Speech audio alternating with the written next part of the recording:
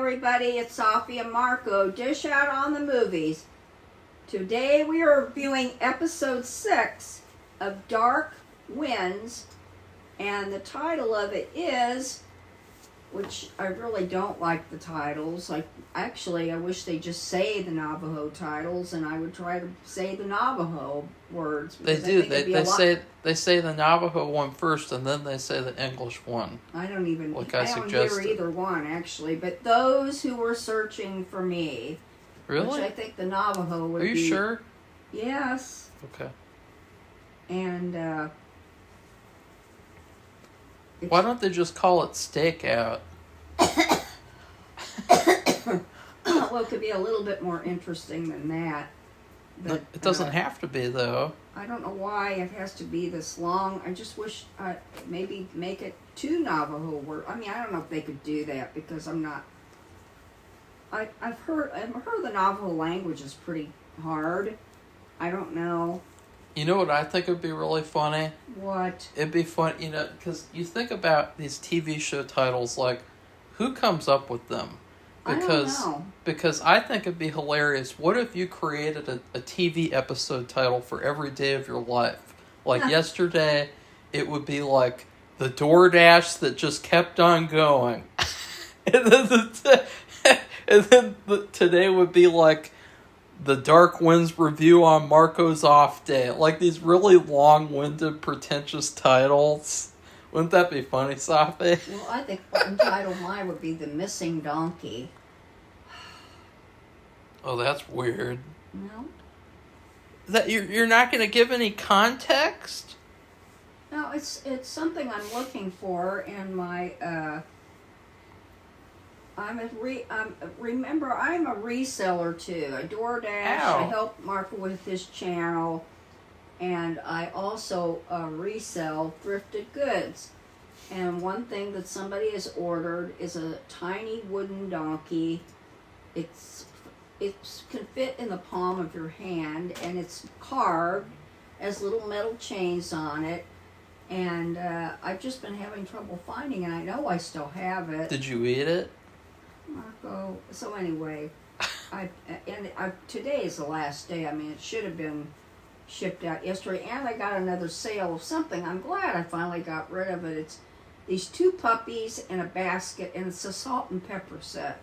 And everybody loves salt and peppers. I mean, they may not collect them, but they may like, oh, that's cool, something that they like, because you can get a salt and pepper set of anything. I don't get why people even want a pepper shaker, because nobody except for me likes pepper. I'm the only one who likes black pepper. Everyone else is always like, there's too much pepper, and it's like, are you serious? Like, black pepper is extremely healthy, as is cayenne pepper, and so I'm a pepper boy. And now Dark Winds, I watched this yesterday, and I also had some allergy issues, so that's why I didn't do the review later on. I just uploaded a review from the day before. But I guess I really liked the episode. I liked it a lot. Yeah. There was only maybe a tiny bit of... Well, I didn't like the fact that a certain person gets killed. I wanted him to... It's him. Not one of the main characters, but one of the main visiting characters, I should say, and I was disappointed about that, because I really liked him. Well, overall, though, I really liked this episode, and I thought it was the strongest one of the season. Yeah. In fact, dare to say, it might be the strongest episode since Season 2. I don't think that any episode in Season 3 is as good as this one was. No, so I think you're right about that. So that's pretty cool. And it's interesting too, because it felt like some of our criticisms were addressed through the way that they told the story, but then others, there's a certain scene. There's one scene, and it is a very cringeworthy scene, and I can't wait to get to that.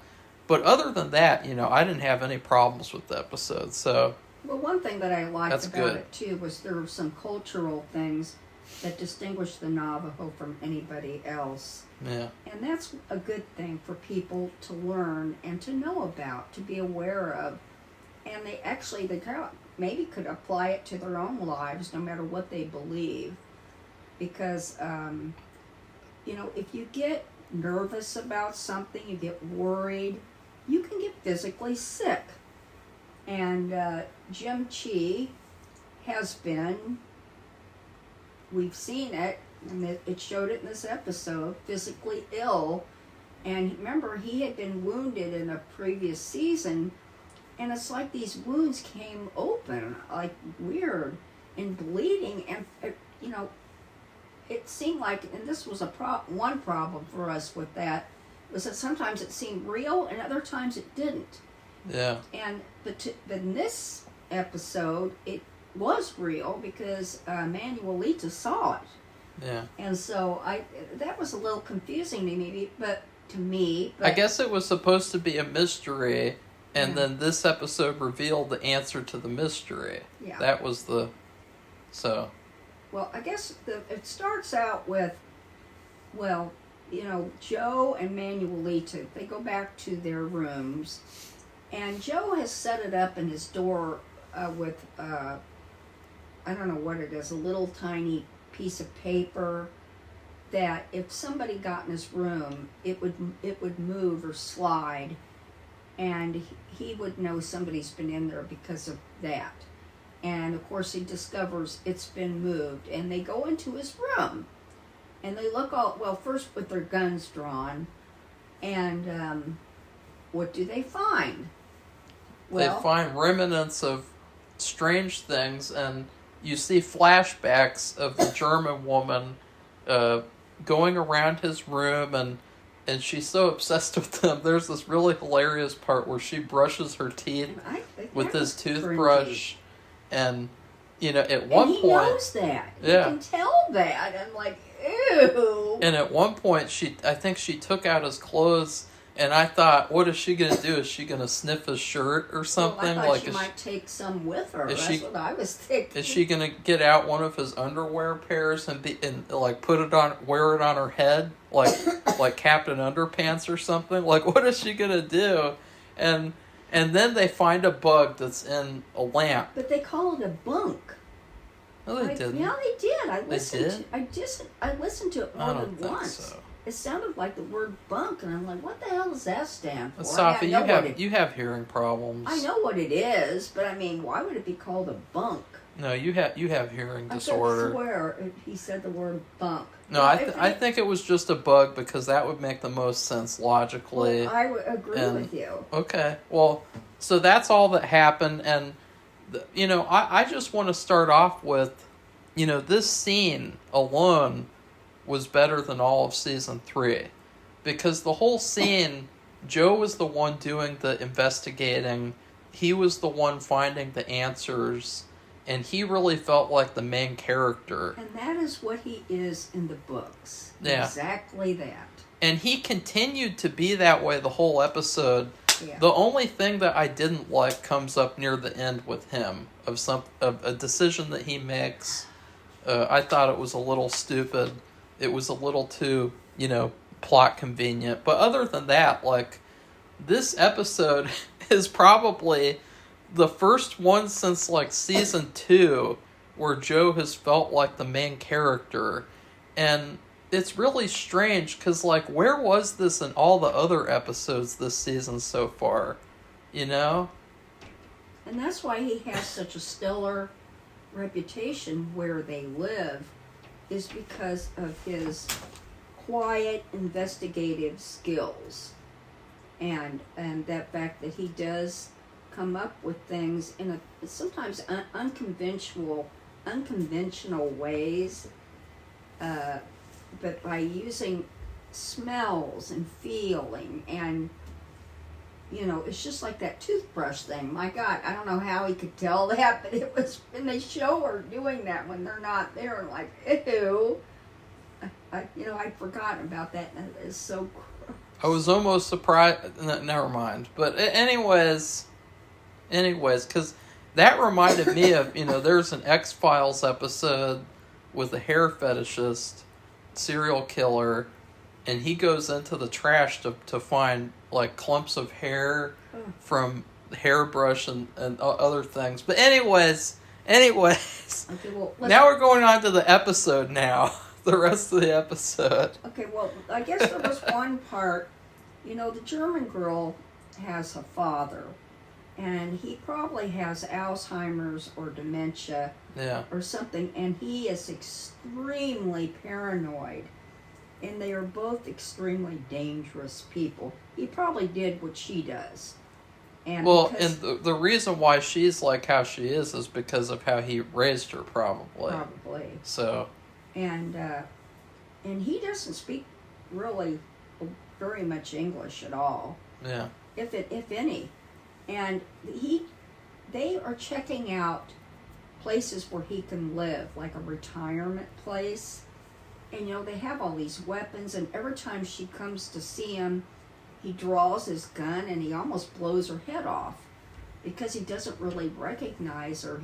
That's why I say he has a problem. And so they find a place, and it's called Mara Vista, and I was really worried. I would, hopefully they weren't going to do anything bad, but a cat came up to him. There's this, and this is a good thing, which I have seen it would have been more effective to where my mother-in-law was staying if they'd had something like this, a cat or a dog that was living at the facility, that the people who lived there, they could interact with. Well, they had this orange cat, and he said, I don't know if I took the name down. Oh, Marshmallow. They call the cat Marshmallow. It's not white at all. It's an orange cat, which I thought that was weird. And he said everybody loves the cat. They like it around, anyway, her father seemed to like the cat too. And she has to he tells her this because they're killers like they are in German. And the guy goes, what did he say?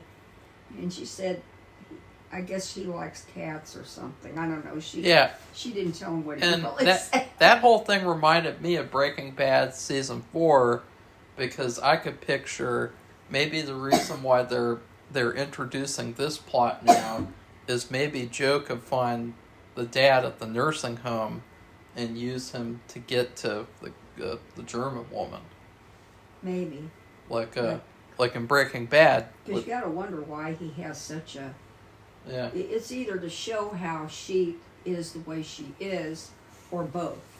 Well, yeah, it'd be multi-purpose, I think. But right. that would be my guess, and I don't know if that'll happen, but it's just a guess because I think... that would be fun, The thing is, though, he is very paranoid, and is she going to let him have all his weapons when they move there? No. But anyway, they get the cost, and I mean, this is like, I've seen what the cost of places like, because my own mom was staying in an assisted living place for a little while, and then my husband's aunt, I mean, all of our relatives of age. And then a friend of Safi's named Shirley. And I gotta say, whatever they were paying, the soup they had wasn't very good, okay? The minestrone, it was not up to standard.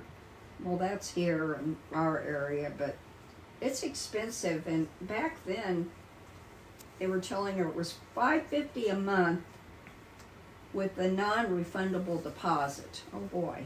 Of $1,600. Which was unbelievable. So anyways, to the rest of the episode, there is also, I guess we should talk about Jim Chi Chung. He is in the hospital. Well, he's in this medical center with Emma treating him. And apparently he had this injury. He had a cut and it got infected, and that's why things were like how they were. But then Emma also tries to tell him, like, well, also, you have something called a ghost sickness, and what you should really do right now is instead of doing the investigation and protecting this teenage girl, you should go back to the reservation and get a ritual done. And it's so funny because after all that business about, Joe saying that Jim Chi is too obsessed with spirituality and he's not in reality or whatever the fuck kind of bullshit excuse that he gave, after all of that, they're trying to force him to go back to the reservation to have a ritual done on him. And it's like, are you kidding me? Like, who's the one who's, delusional and, too into the spiritual stuff? Like, Jim Chi wants to stay there and investigate. Girl. And yet they're saying that he's too spiritual for the job. It's so stupid. Yeah, but it's so dumb. This is the thing. This is what the ritual, or this is what this is all about. We talked about this before, that the guy who was killed and then the grandpa caves in part of the Hogan. We talked about this. They do this to let the bad spirits out. It's called Chindi. And remember, Jim Chi entered that Hogan to see who was wrapped in the blanket, to see if it was the girl or her cousin they were looking for. And so he went in there. Well, they're not supposed to do that. I mean, he's an investigator first and a Navajo second. And Emma said you probably have Chindi is a ghost, so you have ghost sickness. So this ceremony, which is funny because see, in the book, he knows about all these ceremonies because he's trying to be the person who facilitates those ceremonies, but not in this series, this TV series. It's like he is new to all of this and he doesn't know what it's about. Yeah. And she said sometimes it will fix what traditional medicine won't or can't fix. And he said, okay, well, I'll go home and do it after I help find Billy. And she says, when you're going out there without a clear mind, which is true, he is messed up, you put everyone at risk. And actually, she was right. I mean, even if it wasn't ghost sickness or you didn't have the spiritual belief, he's been thinking of his mother. He actually left his hospital room at night, thinking she was out there, his mother, and he leaned down to and he was in the street, and this car came along, and Manuelita ran out there and grabbed him off of there before he got, hit by a car. Yeah. So he really doesn't have, it isn't just about the infection. He does have something going on. And by the way, we will get to Sonny and what happened with him and Jim Chi, because of course, at the end of last episode, it ended with, "Who are you?" Which is, I think, one of my favorite lines in all of television history. I mean, Safi, that has to be one of the funniest shots that I've ever seen. Because, I mean, it's so out of nowhere and random. And this episode, again, like, he doesn't act like he's that injured in his arm. Not at all. And they showed him again. And they went in further into the scene. But we'll get to that. In this episode. We'll get to that. But finishing up this medical center storyline, again, though, I just find it ironic. And, with Emma, I think the thing that I find really offensive, and we'll get to that with the cringeworthy scene with her, is that it feels like this is like a feminazi thing. This is like modern feminism where you diminish the dreams that men have in order to uplift the dreams that women have. You put down men so that you can uplift women. And in this case, Emma is trying to just, sweep Jim away back to the reservation so that Emanuelita can take care of everything. And that's really what it's all about. And we continue to see that in the other scene where she has a talk with Emanuelita, and she goes into this really bullshit, cringeworthy speech where she tries to say, I always wanted to be a doctor, but Joe never let me, and he wouldn't let me follow my dreams. And it's like, you could have become a doctor on the fucking reservation. It's just a bunch of bullshit. And then Emanuelita tries to say, well, I'm in a similar situation with Jim. And she says to Emanuelita, if Jim won't let you follow your dreams, then he doesn't really love you. And it's like, well, what about Jim's dreams? It's just so stupid. It's so forced. It's so agenda-filled. It's so obvious of what they're doing. And it's horrible. Safi, what do you think? Well, nothing like this happens in the book. No, why would it? It's fucking retarded. Both of them can follow their dreams at the same time and be together. That's right. There's nothing wrong with that. There's no children there. They don't have any children. They don't have some big property with lots of animals. They have no other responsibilities.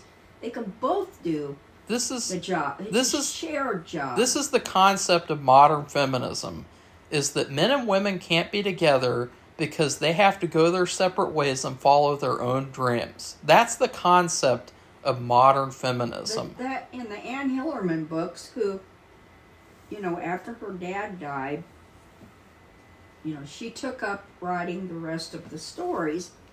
And since she has more of a women's perspective, she was younger, and she took on the Manuelita character. And in the later books, basically, she and Jim share the job. Yeah. And it's no problem at all. It seems very natural. And it shouldn't be. There's no issue there at all. No, not at all. And then in here, of course, you have this bullshit excuse from Emma where she's like, I always wanted to be a doctor, but I wasn't allowed to. They just told me I had to stay in my place. It's like, this was obviously written by a woman. Let's just be honest, Safi. I don't know. This was written... Let's look it up right now. No, I think it's written by a certain man. I can't remember his name. I think it feels like it was written by a woman, Safi. This is feminazi shit. This is bullshit. This is agenda shit. Anti-men hate shit. Plus Let's the find fact that in the Navajo culture, the woman it's a matrilineal, how do you say it, matriarchy? I know I'm not saying it right. And the women, all the strength goes through the women and the lineage, and you look through your mother's ancestors to go find all your family, and so that even goes against that. Mm-hmm. What's said, so I mean that's not even Navajo. Yeah. So it's white woman feminazi bullshit. Right. And now here you go, Safi. The original script is written by a man, but there is a second writer, a female writer, who is credited as the writer as well. And then there's a female story editor, and then there's a female staff writer. Well, they don't know the culture. And that actually, Emma, who we've repeated, the woman, the actress who plays her, is a real Navajo. Every one of those characters, even Sonny, because we looked him up, because I wanted to know what what did you say he was? He's Lakota and Apache? No, Safi. What? I'm not going to repeat myself. Okay, well, anyway, he's not Navajo. And neither is Jim, the guy who plays Jim Chi, and Joe Leaphorn. None of them are real Navajo. So Emma is. You got 3 female writers. You got 1 male writer who wrote the script. I might be wrong, but I mostly never am. And God. And I would like to guarantee that this scene was conjured up by a female writer. I wanted to be a doctor, but society wouldn't let me because the patriarchy, and they told me to stay in my place, and now I'm strong and independent, and you should do the same thing, and men and women shouldn't be together. It's a very anti-human message. It's a very anti-human, anti-humanity type of message of like men and women shouldn't be together because we should all just go around doing whatever we want. Like that's not how a good society works. Like both men and women can follow their dreams, but that shouldn't keep them apart.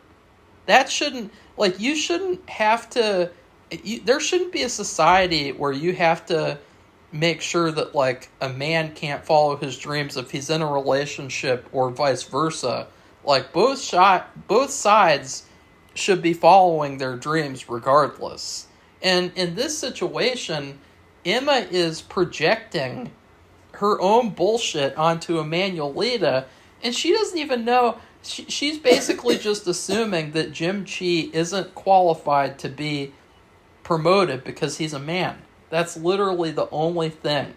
There's no other reason, because Emma has never even seen Jim very much. She's never even seen, like, what has she seen of Jim?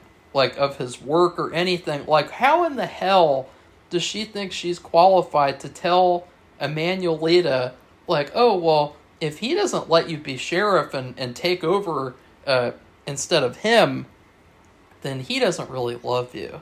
Oh, what do you think, Safi? That's what I have to say. Cause no, I didn't like that either, and it just doesn't.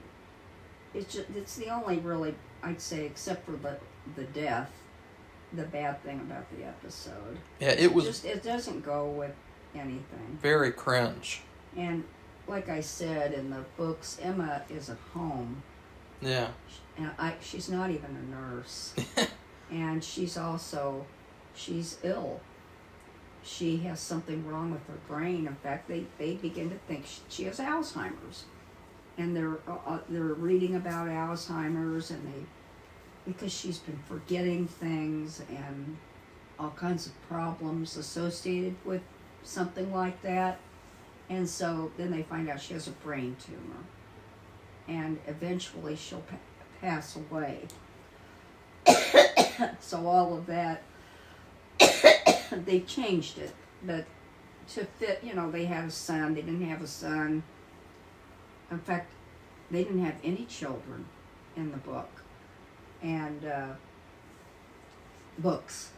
So, they have changed certain things. But anyway, yeah, I didn't like that either. Hashtag not my Emma. It didn't fit into anything. It's almost antithetical, I think, against their culture. It's antithetical to the books and the characters. It's a matriarchy, I mean. Yeah. So. Well, another thing I have to say, too, is let's talk about then the drama between Emanuelita and Jim. Because then, they have this little discussion, and she's now mad at him because of what Emma told her to think. And it's like, maybe Emanuelita just needs to think for herself. Well, I was going to say, she doesn't need someone to think for her. She is strong, and she is smart. Not anymore. She doesn't need that. Because she's automatically now, she's mad at Jim because of what Emma told her and what Emma told her to think. And another thing the thing that really bothers me is that I would think, because I don't know about the fans, because, we've only had a couple of fans comment once in a while of the show and the books, but, like, people who are fans of the books where Emanuelita and Jim are working together, why would they want to see them in this situation where Joe is disparaging Jim and kept from him that he was going to promote Emanuelita over him, and there's this whole soap opera drama over basically Jim should just do whatever they want him to do and not want to be promoted over her after she left for the Border Patrol. She left a year ago, and she comes back, and immediately Joe says, oh yeah, well, I want you to take over, even though Jim is clearly the better candidate. It's better just because he's been there for so long, and he is good. He was doing, despite this problem growing. I should say it was a growing problem. Yeah. With having hallucinations, and he was doing all the investigating. He was undercover Yeah. with Sonny. But what I'm saying is, like, Safi, you're a fan of the characters. Is this what you want to see No. of Jim and Emanuelita? No. And maybe it's because they're just making up a conflict for more views or something. Because they think that's what people want. But I guess true fans of the show, I don't think they'd want that. Yeah, I want to see them work together. I don't want to see this bullshit feminism, inserted into every single little thing that we watch nowadays. I'm sick and tired of feminism. And to be quite frank, the pendulum is swinging the other way already, and it's going to get worse and worse before there's any resolution to that. Well, and so I think to be righted. Yeah. And so I think that the people who make movies and TV, they need to stop doing this feminism bullshit. We're sick and tired of feminism. Just make a balance. We're sick and tired of the division between men and women in these TV shows and movies.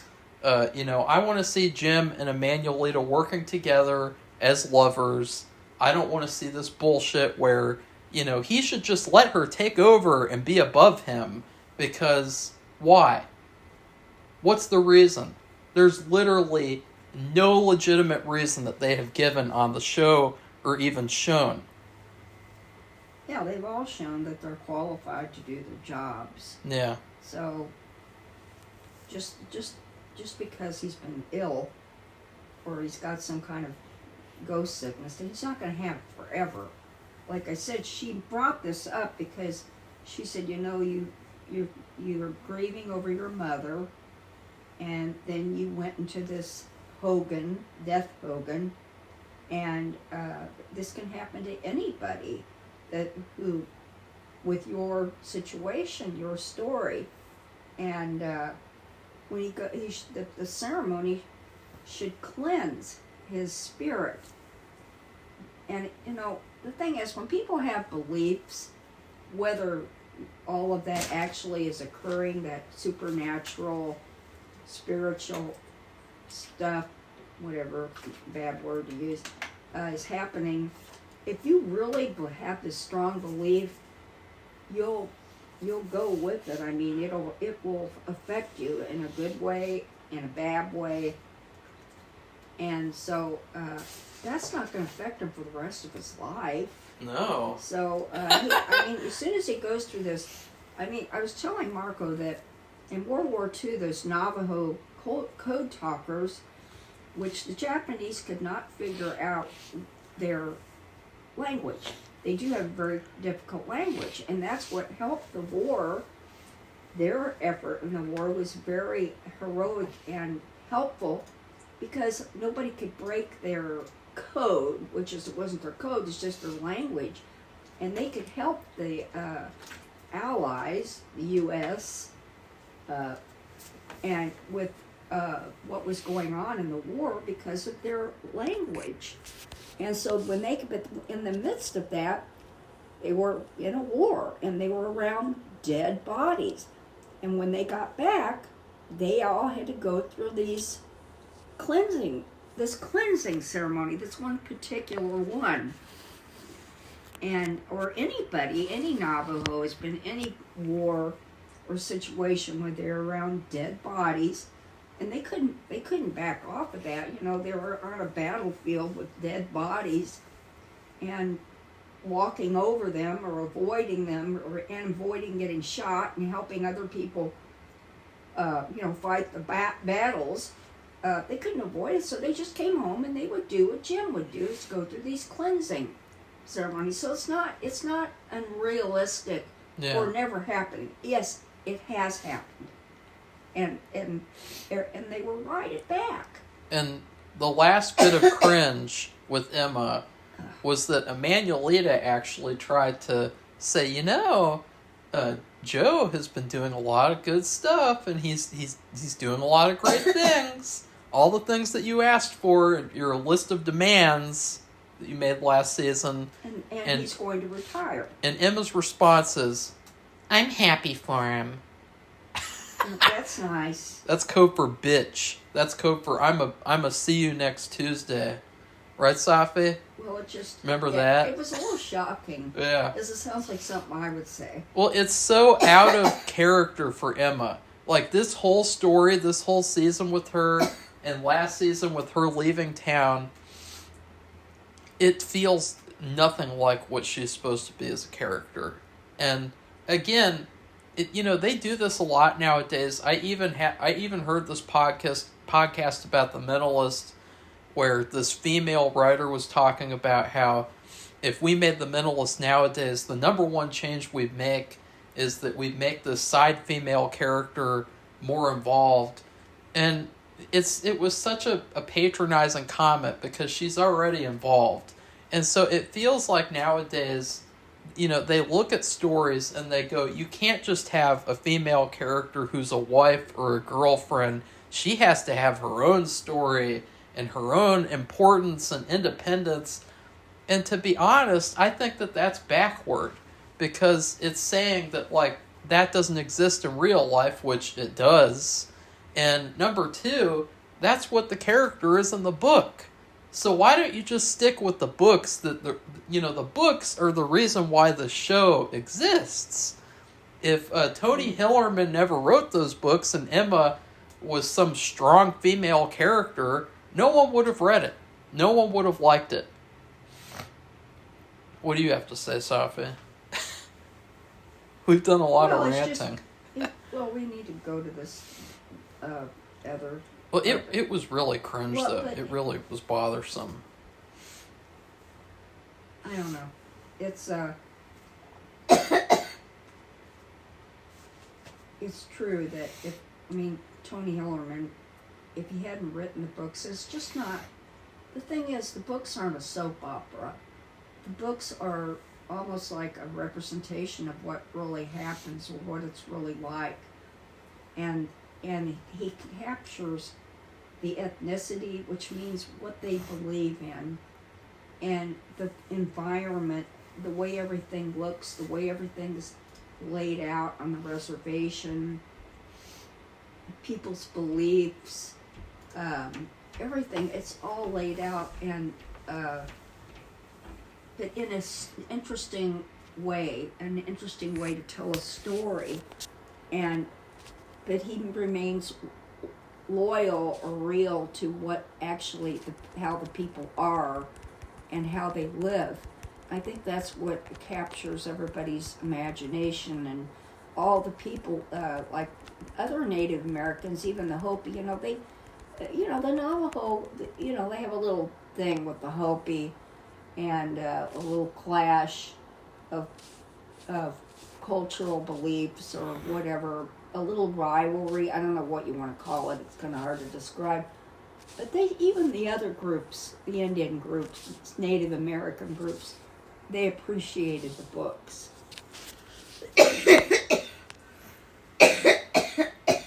So? Well, I think we better get to the part all the good stuff, because that's only like a 5 to 10 minute scene that we just discussed for a long time. It's just that I really felt like we needed to, because to me it feels like the way that they're heading is that Emanuelita's going to take over and Jim has to just accept it and be okay with it, which I think is going to totally be a slap in the face to the fans and to everyone. But the rest of the episode is amazing. So we go to Jim and Sonny, and Sonny is repeatedly saying, "Who are you? Who are you?" Magically up, and it looks like he never had a gunshot wound. No. And we saw the gunshot wound. In fact, Jim had to, he actually took out the bullet, and he sewed it up, I think. Yeah, he did. And that would have been horribly painful on the arm. I don't know what kind of bullet it was. I don't know the gun or anything, but it still would have hurt for a while. And all he gave him was alcohol, and then of course they put alcohol on the wound to kill the germs. And but he's holding this gun to his face. Who are you? Like he was never even injured, and it was really even in the midst of what goes on after that, it doesn't even look like he was ever injured. Yeah. It's really strange, but I still like the character a lot. No, I was gonna say, because it's really sad what happens in this episode, because I think that Sonny is the best thing about this season. I think that he's the best character of the whole season, and I was gonna suggest I would have liked to have seen him go to the reservation and join the police with them. I think don't see it. that would have been cool, because you take that character from, a season before and he continues on into the show. It also would have been cool because he was kind of like a low-level villain, so it would have been cool to see like a villain, instead of getting killed or arrested, it would have been cool to see him turn himself around. Like, you know what I'm saying, Safi? I do, but I don't think he would have done that because he's too modernized, living in California. I disagree. I think that would have been the cool thing about it, would have been to see like this low-level villain adapt to the reservation and work with them. That would have been really interesting. Plus, and it's actually, not Navajo.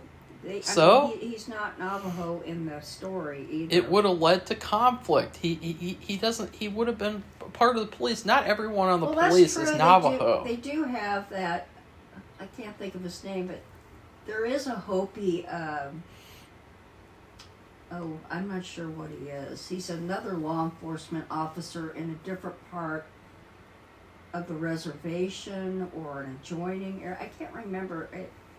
People know what I'm talking about. I think he's a Hopi, and they have their own little, they always talk about their little cultural differences, but they do work together, and they do have a mutual respect. So yeah, he could have. I can't think of the guy's name. I'd have to look it up. And since I don't have the books anymore, I'd have to look it up on Hoopla. I'd just really like to see the actor more, because I Yeah, think me too. he's the best thing about this season. And I think it would have been really, really cool to see him on the police force with them, to see him, maybe he could go undercover with bad guys or something. That'd be really, really cool. It would have led to a lot of good drama. You wouldn't have to manufacture this stupid relationship drama with, like the guy character has to be okay with the female character taking over his rightful promotion for him. So anyways. Well, so when Jim went to make this telephone call, Yeah. he was telling Joe where he was. Yeah. So he and Manuelita come, and of course they've got their guns drawn, and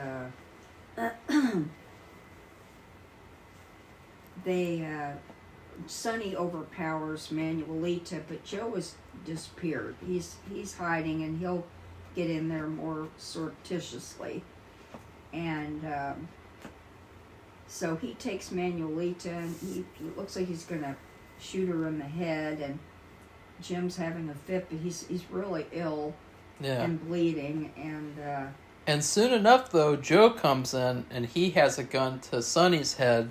So again, this is another instance where Joe feels like the main character. Yep. He's the one doing everything, instigating everything. That's why you have a main character. And so then Jim goes to the hospital. Sonny is taken. Well, he's just kept there with the FBI and then Joe. And they know who he is. They know what he's been doing. And Joe wants to get Sonny to get the German woman to come over there so that they can, arrest her. The FBI can arrest her. And they have a really good little interrogation scene between Joe and Sonny. And again, we have not gotten a scene like this since season 2. So that was really good. And Joe gets Sonny to make the call. And at first, it wasn't going to work, because he calls her and he's like, hey, I need you over here to help me with something. And she's like, you just do it yourself, you little dumbass bitch. And he's like, well, Joe Sleephorn is here. your favorite, and she's like, ugh. And she's practically salivating over the phone, and she says, okay, I'll be there in an hour. And then she even tells her dad she's going to have a guest for dinner. Like, guess who's coming to dinner? Joe Sleephorn. Wouldn't that have been a hilarious scene to watch, Safi? I think like going to dinner with two crocodiles. it would be like the dinner scene in Texas Chainsaw Massacre or something. Yeah. So they get the German woman to come, but she and even Sonny knew this. She's just too smart. She's also a sharpshooter or a sniper, and they've got Sonny in the parking lot, and the van is there. But she's not there, and Joe is leading Sonny to the van, and Sonny the whole time is saying that there's something not right about this. That should be pretty obvious to you because, she's smart. She's a smart person. She's not dumb like Emma, Whoops, he doesn't sorry. Say that, but anyway, he keeps saying this isn't right. Yeah. And so anyway, she's a sniper, and she killed him. Yeah, she kills Sonny. She shoots him twice. She shoots him in the neck like a certain political person from last year, and then there's like a sliver of hope. I was like, okay, you know what? They could just write that like, oh, it just missed his spinal cord, the bullet. He'll be okay. And Joe goes up to him, and then she shoots him again in the chest, and it's like, oh, well, there goes Marco's dream season 5 of Sonny being in the main cast for the whole season 5. There goes what I wanted. What did you think, Safi, of Sonny? I was hoping he death? wouldn't die. I didn't know. I didn't think about what you're thinking about, but I did. I didn't want him to die. And anyway, so she leaves. So she sees the FBI up there on the roof. So she realizes she's got to go. And so they go through her van, and Joe, and this is what he does, he finds out that she's got a secret panel of weapons behind the shelves in the van. And the FBI didn't find that. He found that. Yeah, that was another thing he did. Grenades, knives, all kinds of... And the FBI guy says, my God, she's prepared for war. Yeah, and you're forgetting he also tried to find her in the building she was on the roof of, and she escaped, of course. Yeah. And the last thing that happens is that Emma is in a parking garage, and she's going to go home, and the German woman finds her, and she... You know what? I gotta say, I like the German woman too, because I loved all the stuff that she said to Emma. She said, why would he want to be with you? He says, what does he see in you? That's what she said. And she says, you left him like a bitch. And you deserve to die for that. And I was like, you know what? I would not mind if she killed Emma in this scene. Because why? Why not? No. Why? That she has to go off and be a strong, independent woman. No. She can go to hell. No, I'm surprised she didn't too. But because that would hurt her. I don't know what he is. Her fascination. Joe saves her. She's though. like obsessed. Joe saves Emma because he gets there in the nick of time, which forces the German woman to flee, and I guess Emma isn't so strong and independent anymore because the only reason she is still alive is because Joe showed up. That is literally the only reason. I don't know, but maybe. It is. Because she said, look, you left him, you deserve to die. And it's like, yeah, I agree. Like, in terms of the villain's mindset, of course. And then Joe hugs her, and he's like, and he consoles her, and he saves her, and is that the end of the episode? Yeah. Yeah. They show this line from the next episode, and the German woman says, "You're my little Joe."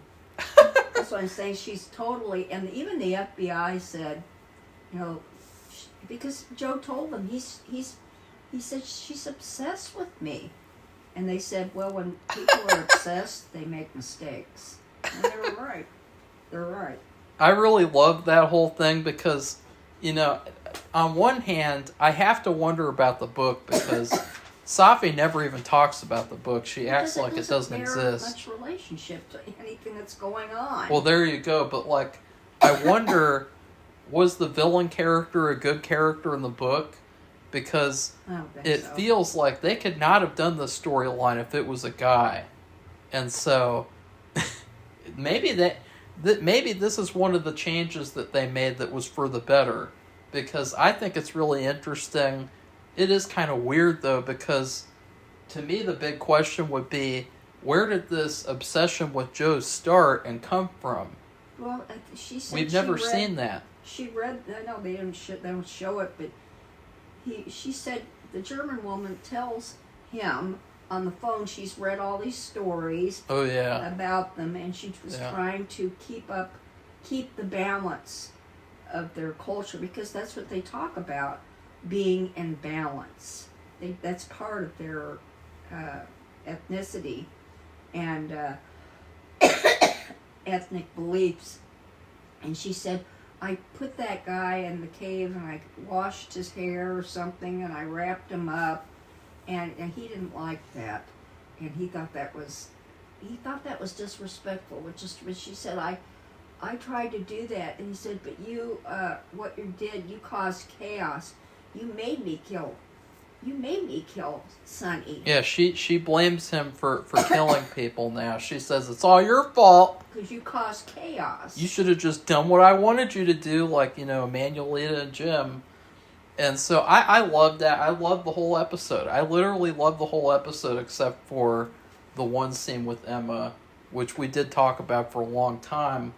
But the rest of it was really, really good, very well done, and I liked how Joe was the main character and he actually accomplished things. Yeah, and which is what he does in the book. Yeah. All the books, not the book, all of the books. Later, when Manuelita and Jim are together, and he's retired, he is given a back seat, but he's brought in to cases to help and to share his knowledge and expertise. And so, because he's so well respected for all of the work he's done over the years as a detective, as a lieutenant, but I mean just as a detective. And so that's who he really is, and this thing of weakness, where he's not effective at doing anything. He did feel terrible about, he felt like he got Sonny killed, but Sonny couldn't, he said he saw her, Joe saw her up in somewhere he could tell, and he knew she's a sniper, and he told Sonny to get down, but he didn't hear him or something, which I thought that was like, that's a plot convenience thing, because of course he knew he should get down without even being told. Well, yeah. So if I would give the episode an A. Yeah, I would too. But if I had to rewrite it, I would make it so that Sonny survived. Maybe he gets shot once. Maybe you could have had a really cool moment where Sonny is like thinking about what's going on, and then he looks straight at her into the scope. Like, he's so smart, he's able to spot her, and then he gets shot once, he moves out of the way, he gets on the ground, and maybe he would crawl under the van, and then that would have been perfect. And then you could have Sonny in the medical center with Jim, maybe, and then you could have Joe talk to him, maybe talk about, maybe when you're better, we could come to an agreement and you could come to the reservation and work with us or something. To me, that'd be really good. It'd be good, but I don't think you'd do it. Well, it would be a lot better than what they did. Well, so yeah, I agree. It kind of reminds me of that. Better Call Saul. Really? When that guy was killed. Who? Which one? Nacho. He killed himself, Yeah, Safi. I know that, but nobody liked that. No, they did. Yeah, they did though. Well, they said it's what had to happen. It's what had to happen. There's no other thing that could have happened. The writers, they had guns to their heads. There's no other things they could have done to save Nacho. Nobody liked that though. I mean, they did and they didn't. I mean, I thought it was, what else could he do? Let them kill him? He knew he was toast. But it's just the whole thing was, I didn't like it. I didn't either. You spoiled that for people if they haven't seen it. Well, I can't help that. It's hard to say. So I would like to say justice for Sonny. I will still campaign for him because I thought he's the best actor they brought in this season. He was the best character, and he's very, very good. The moment where he says, "Who are you?" is now one of the greatest, pictures ever done. It's the greatest meme of all time. It's like, "Who are you?" Okay. It's the way that he delivers it. He's not just like, "Who are you?" He's like, "Who are you?" That's like the best line delivery in history. Because he was just shocked. Yeah. And it wasn't a little superficial wound. It required stitches and it required the bullet to be removed. Yeah. So it wasn't any little. I guess I got a little, like somebody got an AR-15 and got his quote ear blown off, and it magically grew back. So. But he goes from that. He goes from like lying on the couch and supposedly passing out from his total, what do you call it, like his horrible situation, and he goes from that, and all of a sudden he's on top of Jim, and he's got a gun in his face. He's like, "Who are you?" Yeah, it's almost like he turned into Superman. No, maybe he's like Chuck. He could be the next Chuck Norris. Maybe he could be like just so badass that like nothing can stop him. In fact, Old age. I will still campaign for him. I say to the people who make Dark Winds, bring Sonny back to life. Maybe you could have it be like a miracle thing, and he's like, "Oh, I realized in my almost dying that I should now be a hero," and take him to the reservation and have him work with them. Guaranteed it would be really, really good. Yeah. Okay, well that's it. And if you like this video, give it a thumbs up and become one of our subscribers, and leave a comment on the video about what you thought about the episode, or have you read the books? Are you a regular fan of the series? Yeah. And the series of books, and of the series that's been made from these books. And then Marco will tell you about the Patreon that is associated with our channel now, which includes a lot more content. There's 2 tiers. There's all the spoiler-filled movie reviews in full, an hour apiece, rankings, bonus videos, my short film, and yeah. That's it. So goodbye, everybody. Bye.